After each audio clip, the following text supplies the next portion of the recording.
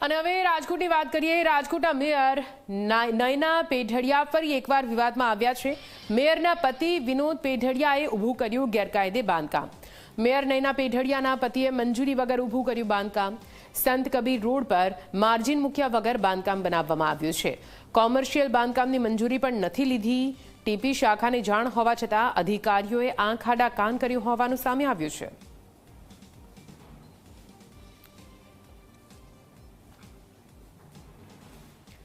અને આજ વિશે વધુ માહિતી સાથે સંવાદદાતા ગૌરવ લાઈવ જોડાઈ ગયા છે। ગૌરવ, રાજકોટના મેયર જે વિવાદમાં આવ્યા છે ફરી એકવાર, અને આ વખતે વિવાદ તેમના પતિ દ્વારા ઊભું કરવામાં આવેલું ગેરકાયદેસર બાંધકામ, શું કઈ વિગતો, આ સમગ્ર મામલો શું રહ્યો ગૌરવ?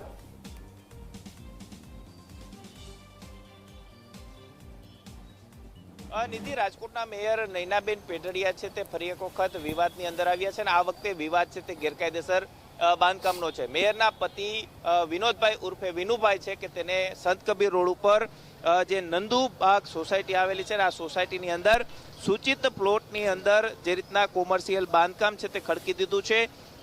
આ બાંધકામ ચાલતું હતું તેમ છતાં પણ જે ટાઉન પ્લાનિંગ વિભાગના જે અધિકારીઓ છે તેમને આંખ આડા કાન છે તે કર્યા છે, કારણ કે બાંધકામ છે તે ગેરકાયદેસર હતું। એટલું જ નહીં, સાથે સાથે માર્જિન જે મૂકવું જોઈએ તે માર્જિન પણ મૂકવામાં નથી આવ્યું।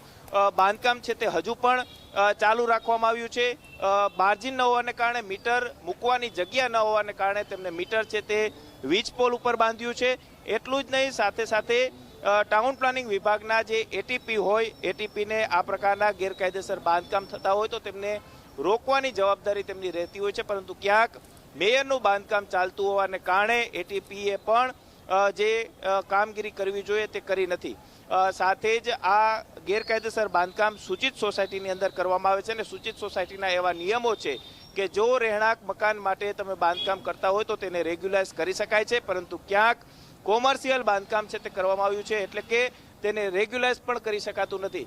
એટલું જ નહીં, સાથે સાથે જે રીતના નિયમ હોય છે કે પહેલાં તમે જે પ્લાન કમ્પ્લીશન મૂકો, એ પ્લાન કમ્પ્લીશન જો કોર્પોરેશન દ્વારા મંજૂર કરવામાં આવે ને પછી જ તમારે બાંધકામ કરવાનું રહેતું હોય છે, પરંતુ અહીંયા મેયરના પતિ વિનોદભાઈનું બાંધકામ ચાલતું હોવાને કારણે અધિકારીઓએ ક્યાંય પણ એક્શન લીધા નથી અને આટલું મોટું બાંધકામ છે તે અત્યારે ખડકી દેવામાં આવ્યું છે।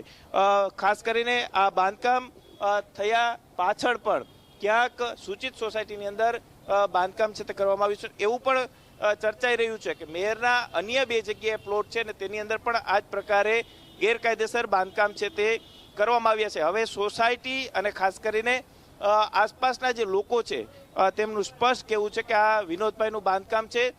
તેમના જે કાકા અહીં દુકાન ધરાવે છે તેમને પણ ખરાઈ કરી છે કે આ જે પ્લોટ છે તેમના બાપ દાદાનો પ્લોટ હતો ને સૂચિત સોસાયટીની અંદર આ તેમનો પ્લોટ હોવાને કારણે તેમના દ્વારા બાંધકામ કરવામાં આવ્યું છે। હવે આ બાંધકામને મંજૂરી લેવામાં નથી આવી તો કઈ રીતના અધિકારીઓ દ્વારા પગલાં લેવામાં આવે છે તે જોવું સૌથી મહત્વનું રહેશે। એટલું જ નહીં, સાથે સાથે જંગલેશ્વર વિસ્તારની અંદર ગરીબ લોકોના ઝૂંપડાઓ પાડવામાં આવે છે, ગરીબ લોકોના મકાનો પાડવાની નોટિસો આપવામાં આવે છે, જ્યારે મેયર ખુદ સૂચિત સોસાયટીની અંદર ગેરકાયદેસર બાંધકામ ખડકી દે છે, તો હવે અધિકારીઓ કઈ રીતના પગલાં લે છે તે પણ જોવું સૌથી મહત્વનું રહેશે। જી નિધિ।